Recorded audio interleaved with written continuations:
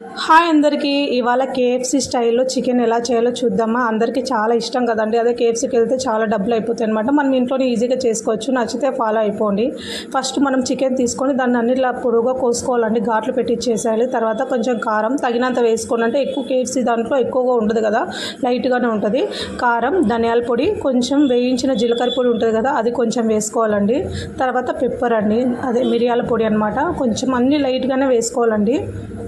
ఎందుకంటే మనం కేఎఫ్సీలో తినే చికెను అంత స్పైసీగా ఏమి ఉండదు, మైల్డ్గా ఉంటుందన్నమాట.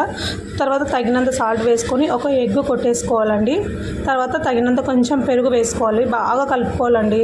ఏదైనా మనం కలిపే దాంట్లోనే ఉంటుందండి. ఆ మసాలా అన్ని ముక్కలకి ఈవెన్గా పట్టాలన్నమాట. తర్వాత కొంచెం అల్లం వెల్లుల్లి పేస్ట్, తర్వాత కొంచెం నిమ్మకాయ అండి, ఎక్కువ కూడా కాదు, కొంచెం వేసుకోవాలి. చూసారా, ఆ విధంగా బాగా కలిపి ఫ్రిడ్జ్లో పెట్టుకోవాలండి 1 అవర్ అలాగా.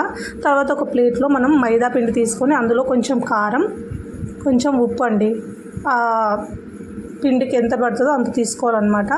చూసారా, ఆ విధంగా మొత్తం కలుపుకొని మనం ఇందాక ఫ్రిడ్జ్లో పెట్టుకున్న చికెన్ తీసేసి బాగా అద్దాలండి. ఆ పొడి అంతా దానికి అద్దుకోవాలన్నమాట చికెన్కి.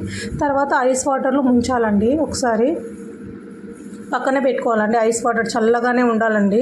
చూసారా, ఐస్ వాటర్లో అలా ముంచేసి మళ్ళీ ఒకసారి ఆ పిండిలో మొత్తం ముంచేసేయాలన్నమాట. అంటే ఈవెన్గా ముక్కకంతా ఈవెన్గా పట్టాలన్నమాట ఆ పిండి అనేది. చూసారా, ఆ విధంగా చేసుకొని పక్కన పెట్టుకోవాలండి.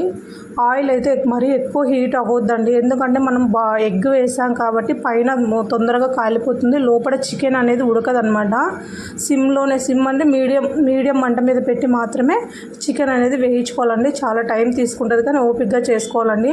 మనం హై ఫ్లేమ్లో వేయించామనుకోండి పైన మొత్తం కాలిపోతుంది, మాడిపోతుందండి, కానీ లోపల మాత్రం చికెన్ అనేది ఉడకదనమాట. మీడియం మంట మీద పెట్టుకొని మాత్రమే ఈ చికెన్ కాల్చుకోవాలన్నమాట. టేస్ట్ మాత్రం చాలా బాగుంటుందండి. అదే మనం కేఎఫ్సీకి వెళ్తే చాలా డబ్బులు అయిపోతాయి అనమాట. ఇంట్లోనే ఒకసారి ఇలా ట్రై చేయండి, చాలా బాగుందండి. మీ పిల్లలు కూడా చేసి పెట్టండి. ఇంకా సమ్మర్ హాలిడేస్ కదా, ఇంట్లోనే ఉంటారు కాబట్టి చేసి పెట్టండి. చాలా నచ్చుతుందండి, చాలా బాగా వచ్చింది. నేనంటే కొంచెం ఎక్కువగా రోస్ట్ చేశానండి, అందుకు మీకు రెడ్గా కనిపిస్తుంది అక్కడ. చాలా బాగా వచ్చిందండి.